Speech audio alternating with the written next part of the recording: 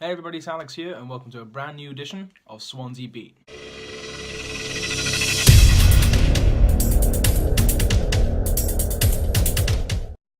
Welcome back everyone to episode 11 of Swansea Beat, and today we are previewing today's game of Swansea City versus Leicester City.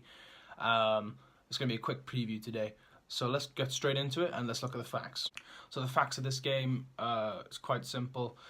For today, Leroy Fer and Wilfred Bonney are out with injury today. So Leroy Fer started in the last game against Huddersfield, but he will be out today.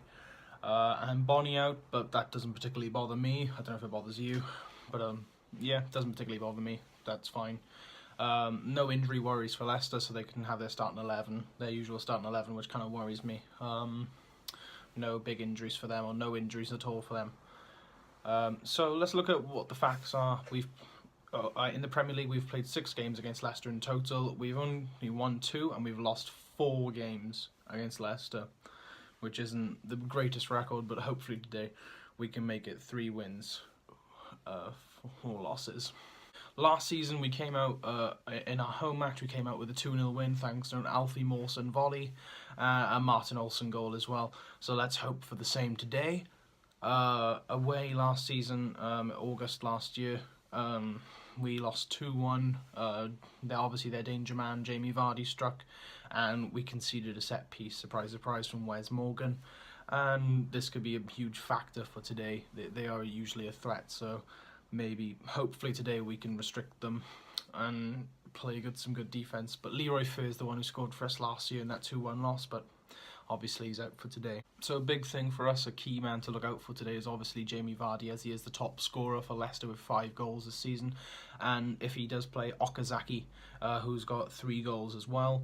And another person who's got a good record against the Swans is Riyad Mahrez, who's got 4 goals in his last 4 appearances against us. But this season in general, Leicester have only got 6 points this season. That's why they've recently had to depart with Craig Shakespeare.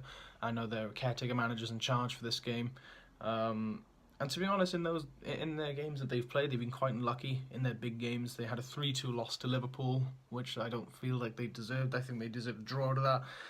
Even their 2-1 loss against Chelsea, maybe Man United, maybe not, because Man United are a very powerful team at the moment. And at the very start of the season, they had a 4-3 loss to Arsenal, which I think they deserved a draw to that as well. It's going to be very tough to maintain Leicester's good attack. Yeah, so good luck to Swans, I reckon. So another big fact is that Swans this season have got 4 clean sheets compared to Leicester's 2, so hopefully that gives us a little bit of hope that they have open gaps in defence, and hopefully Tammy Abraham or Ayew or even Narson can take advantage of that, and hopefully we'll grab a couple of goals today.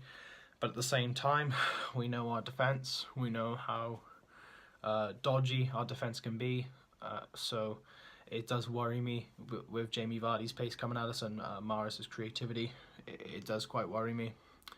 A player that I reckon we should be looking out for as well is also the Leicester left back Christian Fuchs. He's a very dangerous player when it comes to long shots, and I feel like he assists as well. He hasn't managed many assists this season, but I feel like he's very capable of doing some damage to the Swans today. So an interesting fact, Swans have only scored 5 goals this season, and Tammy Abraham has been responsible for 4 of them, and Ayew the other. So we're very reliant on Tammy at the moment, so let's hope, we don't rely on Tammy today. It'd be great if he gets a goal, but it'd be nice to see someone else get some goals as well, so we don't look so bad when it comes to our attack. The lineups for today, I can predict it'll be Leicester's usual lineup of Kasper Schmeichel in goals, their usual defence of Danny Simpson, Wes Morgan, Harry Maguire, and Christian Fuchs. And then in midfield, right mid, Riyad Mahrez. And the 2 midfielders who are very solid is Maibora, who recently signed from Sevilla in the summer, and Ndidi, who is another great player. They're both very solid holding mids, and I think they will be quite hard to get past, especially for our attacking players. In left mid, Mark Albrighton, he's capable of doing some damage as well, which hopefully we can maintain as well, and his crosses can be quite deadly as well. And up front, they have 2 options really. In the last game against West Brom, where they drew 1-1, they played Iheanacho and Vardy. But Iheanacho hasn't really proved himself lately after his recent move from Man City. But I guess they're just trying to give him time and let him develop in the first team squad. So I can imagine they would play Okazaki and maybe bring on Iheanacho a bit later in the game. But we'll see what happens there. For us, I would like to stick with what we did last week in our 2-0 win against Huddersfield. I would like, Narsing to play. Obviously, if Fer is out, people are saying because Renato Sanchez is fit to come back now. I don't know. Obviously, Fer's not injured. He's suspended. Sorry, I got that completely wrong. I wouldn't mind seeing Sung Young Ki play this game. Honestly, I think it'd be nice to welcome him back to the squad. I think it'd be great to see him play this game.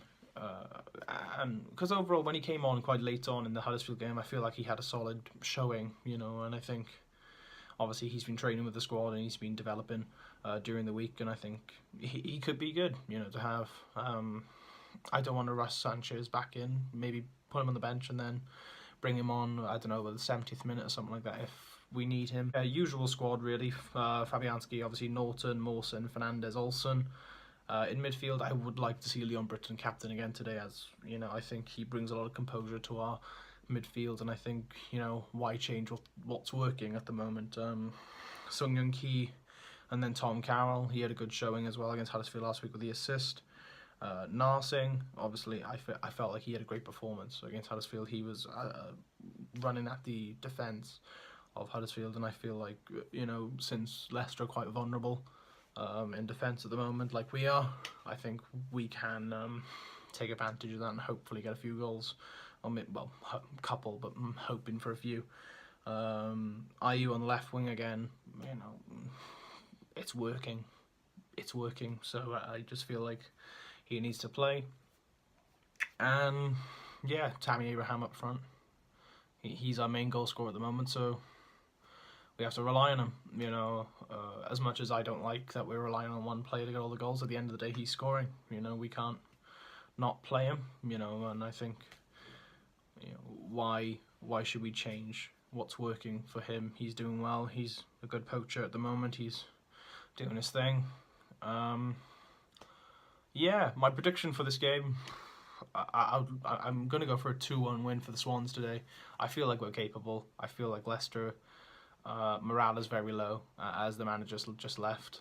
Even though there's, the caretaker manager said there's positive vibes around Leicester, I'd like to think their morale is quite low, or maybe they don't feel as confident as they don't really have many points this season. But yeah, I think Swans are capable of getting a win today. Yeah, I think 2-1 win. And if I was going to go for a goal scorer today, I think it'll be Narsing and Tammy Abraham. And if I was going to choose for Leicester, probably Vardy. So thank you for watching this episode of Swansea Beat. We will see you soon for the recap. So come on, you Swans.